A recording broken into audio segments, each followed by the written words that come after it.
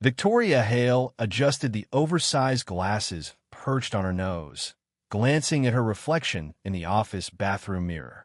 The woman staring back wasn't the commanding and polished CEO of Hale Enterprises. Gone were the sleek designer suits, the signature emerald ring, and the presence that turned heads in boardrooms. Instead, she wore a wrinkled blouse, khaki slacks a size too big, and a carefully crafted nervous demeanor. She looked ordinary. Perfect.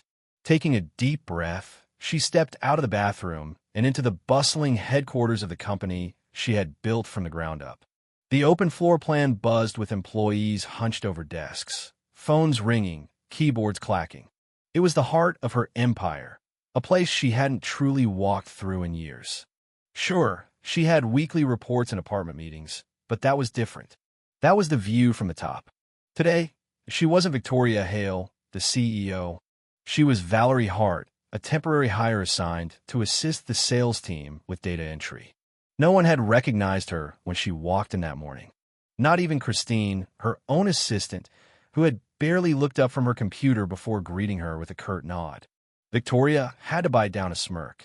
The wig, the fake glasses, the change in posture, they had done their job. No one saw power in her now. Good. Her first stop was the new hire training session, led by a man she had only spoken to once, Jared Coleman, the regional manager.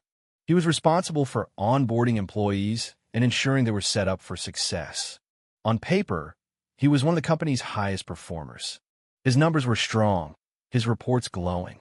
But Victoria had received anonymous complaints, allegations of favoritism, discrimination, and toxic behavior. She needed to see it for herself.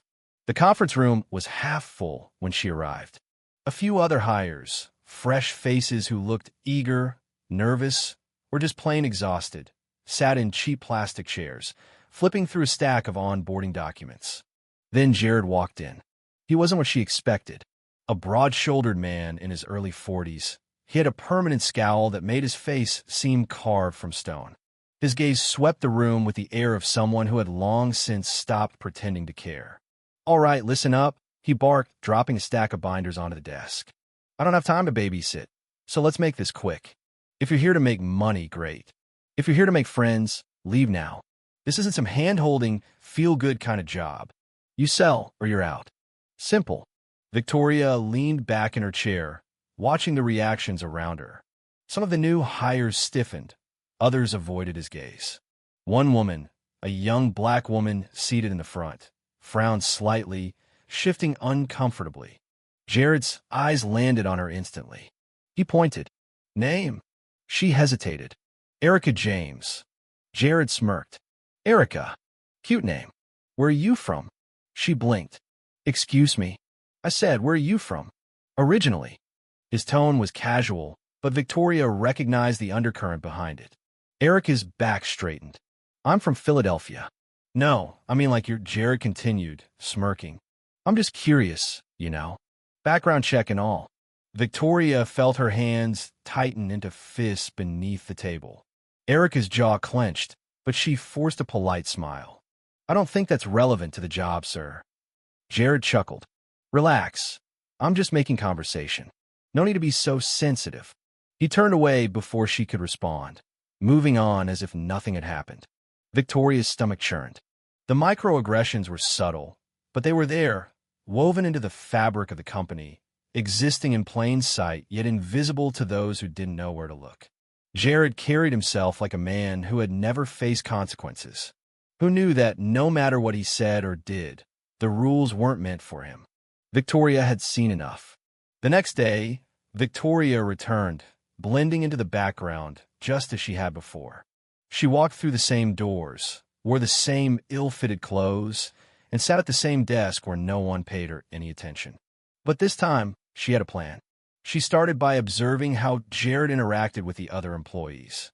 It didn't take long to see that his attitude toward Erica wasn't an isolated incident. He talked over women in meetings, dismissed ideas from employees of color, and treated younger hires like they were disposable. The worst part? No one challenged him. "Did you send those reports to my inbox?" Jared barked at Erica later that afternoon. "Yes," she answered, keeping her voice neutral. You sure? 'Cause I don't see them. Erica opened her laptop, clicking through her email. I sent them at 9:45 this morning. Do you want me to forward them again? Jared scoffed. Unbelievable. You people always have an excuse. Victoria clenched her jaw so hard her teeth hurt. A few employees glanced up from their desks, but quickly looked away. No one was going to defend Erica. They were too scared, too conditioned to accept this as normal. But Victoria wasn't. She had spent years building this company, making it a place where hardworking people could find success. And now, she was watching it rot from the inside. That evening, she sat in her office, her real office, going through reports.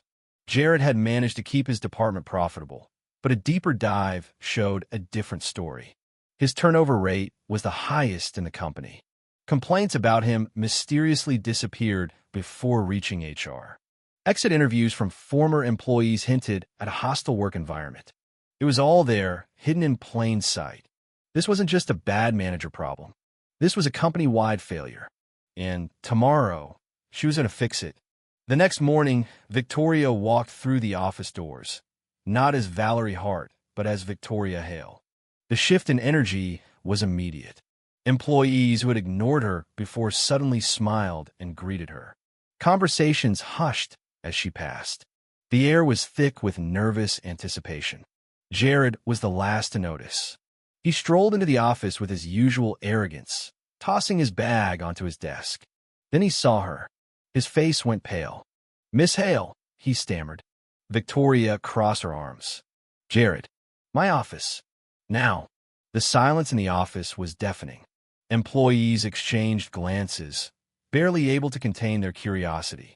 Jared followed her inside, his confident facade slipping with every step. She shut the door behind them. "Tell me, Jared," she began, her voice calm but sharp. "What do you think would happen if I found out my employees were being mistreated?" He shifted uncomfortably. I'm not sure what you mean, ma'am." Victoria leaned forward. "I think you do." He swallowed hard. "Look, if someone's been complaining about me, I can assure you it's just a misunderstanding." "Sensitive," she mused. "That's an interesting word." Jared forced a laugh. "People exaggerate things, Miss Hale. I run a tight team. Sometimes that means pushing people harder than they're used to. That's not a crime, is it?" "No," Victoria said slowly. "But discrimination is. Creating a hostile work environment is. And do you know what I do with problems, Jared?" He didn't answer. "I remove them." And just like that, Jared Coleman was escorted out of the building. And Victoria Hale began rebuilding her company the way it was meant to be.